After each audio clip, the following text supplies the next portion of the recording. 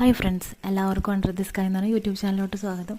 ഇതെൻ്റെ കസ്തൂരി മഞ്ഞളും മുള വന്ന് അതിൻ്റെ ഒരു ഇല വന്നിട്ടുണ്ട്. അത് ഞാൻ അപ്ഡേറ്റ് ചെയ്യുന്നതെന്ന് വെച്ചാൽ മുമ്പത്തെ വീഡിയോ ഞാൻ ഇട്ടിട്ടുണ്ടായിരുന്നു, ഡീറ്റെയിൽഡ് വീഡിയോ. അതായത് ഇതിൻ്റെ അടിവളം കൊടുക്കുന്നതും അത് നട്ട് കൊടുക്കുന്നതുമെല്ലാം ഞാൻ ഡീറ്റെയിൽ ആയിട്ട് ഇട്ടിട്ടുണ്ട്. അതിൻ്റെ ബയോയിൽ ഞാൻ ആഡ് ചെയ്യുന്ന പിൻ ചെയ്ത് വെക്കാം. അതുപോലെ ഇത് ഇപ്പം മുള വന്ന ശേഷം അതിന് ചെയ്യേണ്ട ട്രീറ്റ്മെൻറ്റും കാര്യങ്ങളൊക്കെയാണ് ഞാൻ പറയുന്നത്.